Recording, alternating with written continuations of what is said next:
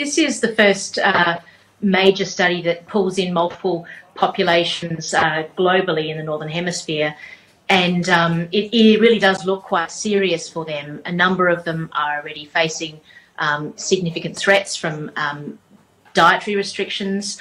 So the added stress from PCB load is a significant concern.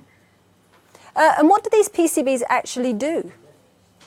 So these PCBs, as you say, have been banned for many decades now, over 30 years, but unfortunately they bioaccumulate in the environment and also in the tissues of animals. And then they move up the food chain, concentrating as they get higher and higher up the food chain. And of course, marine mammals, orcas included, are at the top of that food chain. So they are at risk by ingesting lots and lots in their prey species.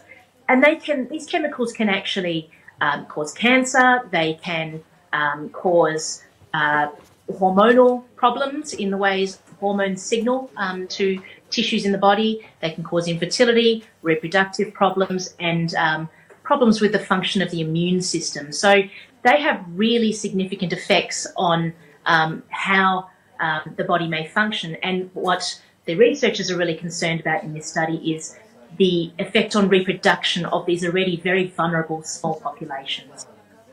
And, this is so tragic, but is there anything that can be done at this stage? That's a really good question. These are legacy chemicals. So once they're in the environment, they have to break down. And that takes many, many years to decades.